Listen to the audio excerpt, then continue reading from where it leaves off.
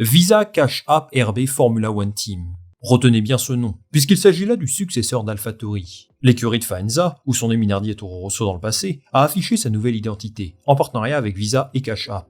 Un rebranding qui n'a pas tardé à faire du bruit sur les réseaux, le média The Race le qualifiant d'ailleurs comme le nom le plus éclaté de l'histoire des écuries de Formule 1. Franchement, ils ont réussi à faire encore pire que Stake F1 Team, c'est fort. À ce rythme, on aurait une écurie Mastercard McLaren ou Alpine Crédit Agricole. Bon déjà, on va attendre la présentation officielle pour confirmer comment on doit prononcer ce nom. Est-ce qu'on les appellera les Visa, les RB?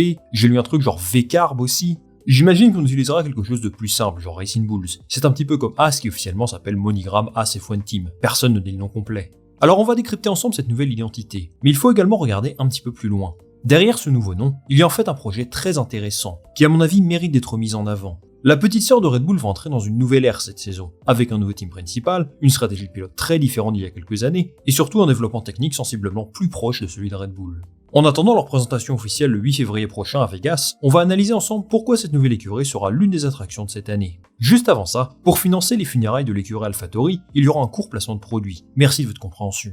Alors que les moteurs sont éteints et les circuits de Formule 1 désert, l'intersaison peut parfois sembler longue. Pour garder la motivation au maximum et commencer cette nouvelle saison de la meilleure des façons, je peux personnellement compter sur Oli, la révolution des soft drinks qui font du bien à la planète et à notre forme physique. Et si vous êtes présent sur la chaîne depuis quelques temps, vous savez que je suis un fan de Oli. Il propose des super thés glacés avec tout un tas de saveurs innovantes, le tout sans sucre et sans caféine, mais aussi des boissons énergisantes sans taurine, avec de la New Caf. C'est comme prendre un café si vous voulez, mais sans le fameux crash de la caféine qui intervient quelques heures plus tard. C'est vraiment bien pendant le boulot, avant ou après une séance de sport, ou tout simplement dès que vous en avez envie. Je vous invite également à découvrir la gamme hydratation que je trouve plutôt cool. Boisson isotonique, sans sucre, enrichie en eau de coco et électrolytes, et c'est tout.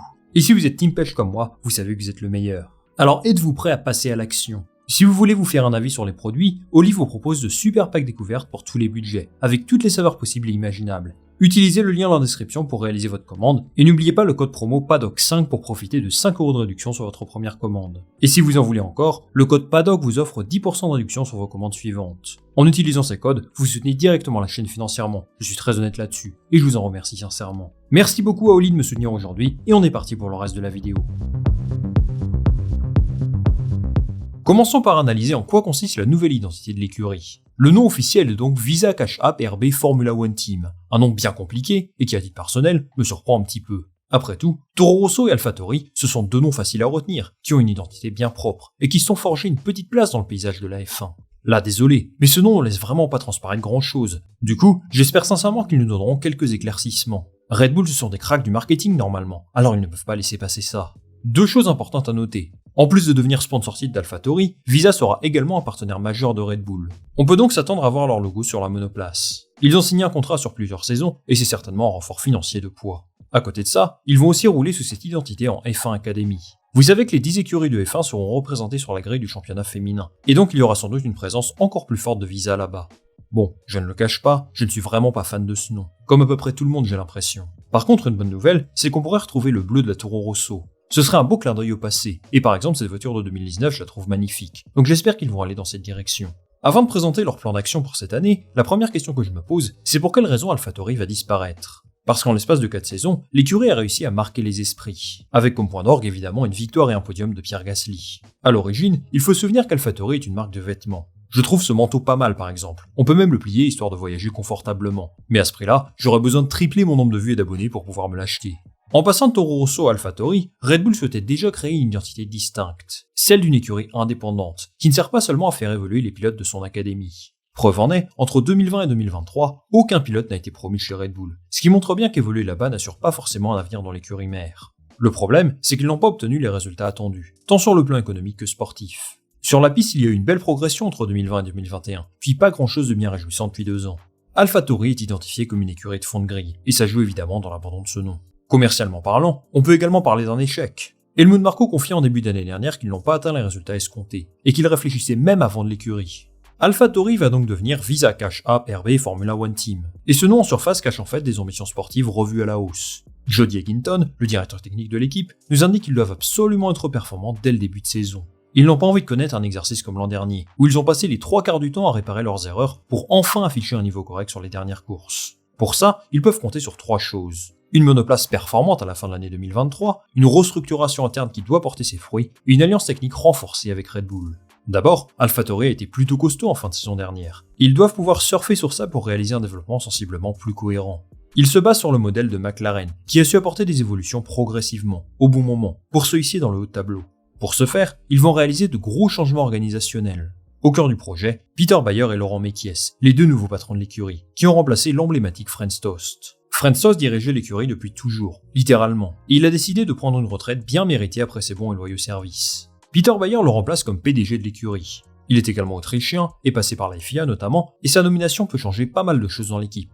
Déjà, il a participé à la rédaction des nouvelles réglementations, en particulier sur le budget plafonné. Cette expérience lui offre une compréhension approfondie des aspects techniques et financiers de la Formule 1 de nouvelle génération, donc il peut sans doute avoir un impact intéressant dans l'organisation de l'équipe.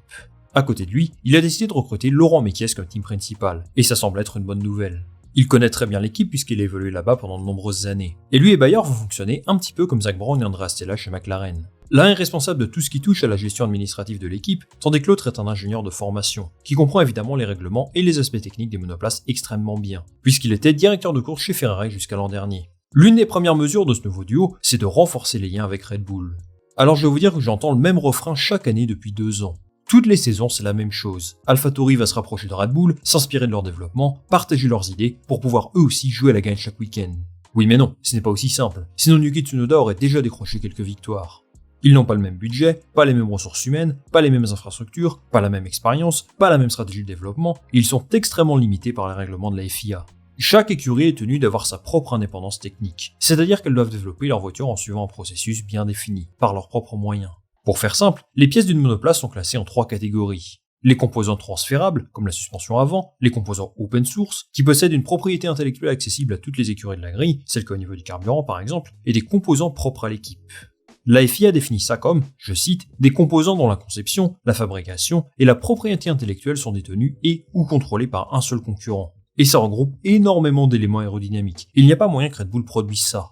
Par contre, rien ne les empêche d'utiliser les infrastructures d'une autre écurie. C'est ce que fait Haas avec Ferrari par exemple. Ils ont carrément un bâtiment à Maranello, et ils utilisent le plus de composants Ferrari possible. Les Racing Bulls, s'ils s'appellent bien comme ça, ont eux un plan encore plus ambitieux. Le siège de l'écurie va rester à Faenza, en Italie, mais beaucoup d'employés vont migrer vers le Royaume-Uni et Milton Keynes, où est située l'usine principale de Red Bull. Leur département aérodynamique, basé à Bicester en Angleterre, va également s'orienter vers Milton Keynes, à 40 km de là. Tous ces changements ont plusieurs objectifs clairement définis par Peter Bayer. Premièrement, renforcer les liens entre les départements aérodynamiques des deux écuries. Ils utilisent déjà la soufflerie de Red Bull, donc ça fait sens d'envoyer tout leur département aérodynamique là-bas. Ensuite, ils souhaitent améliorer les conditions de travail de ses employés. Il estime que les usines d'AlphaTauri, à Faenza comme en Angleterre, n'offrent pas un environnement idéal. Les infrastructures sont moins bonnes que chez Red Bull évidemment, mais il trouve qu'il y a de vrais efforts à faire sur des éléments assez basiques, genre le parking ou la restauration. Il explique aussi qu'ils vont effectuer une grande campagne de recrutement ces prochains mois, et qu'ils espèrent attirer des talents du Royaume-Uni. Et en étant basés en Italie, eh bien ce n'est pas facile de les convaincre de tout quitter pour venir là-bas. À Faenza, il n'y a pas d'école internationale, pas forcément énormément de travail pour votre conjoint si vous ne parlez pas italien, et vu que leur stratégie semble consister à recruter des profils basés au Royaume-Uni, et pas en Italie, eh bien trop basé là-bas facilite forcément les choses. Bon, on pourrait contre-argumenter en disant qu'il y a certainement des profils italiens de bonne qualité dans la région, qu'ils pourraient intensifier le recrutement directement là-bas peut-être, mais sincèrement, je ne connais pas suffisamment la politique de recrutement de l'écurie pour savoir ce qui est le mieux, donc on va avoir confiance en leur jugement.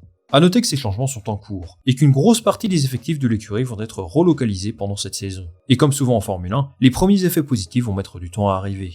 La petite sœur de Red Bull va donc affronter cette nouvelle saison avec un nouveau look, une nouvelle identité qui ne va certainement pas passer inaperçue. C'est le fruit d'un travail de longue haleine, et si le résultat apparaît pour l'instant assez décevant d'un point de vue purement esthétique, nul doute qu'ils ont des ambitions assez élevées pour ce projet, et qu'ils comptent bien lui donner un nouveau souffle. En conséquence, que doit-on attendre de cette écurie cette année ? Eh bien je pense que le credo, ça risque d'être la patience. Peter Bayer et Laurent Mekies viennent d'arriver, donc ils ont besoin de plusieurs mois pour mettre en place leurs idées. L'écurie est un vrai chantier en ce moment, donc qu'ils débarquent dans le milieu de tableau serait une belle surprise. Je rappelle quand même qu'en 18 saisons de Formule 1, Toro Rosso et AlphaTauri n'ont jamais fait mieux que la 6ème place. Même en tissant des liens encore plus étroits avec Red Bull, ils restent l'une des plus petites écuries de la grille. Malgré tout, au vu de leur performance en fin de saison, j'ai bon espoir qu'ils puissent se hisser dans le top 10 de temps en temps. Ils semblent avoir trouvé un bon concept aéro, et ce serait décevant qu'ils retombent dans le fond de grille.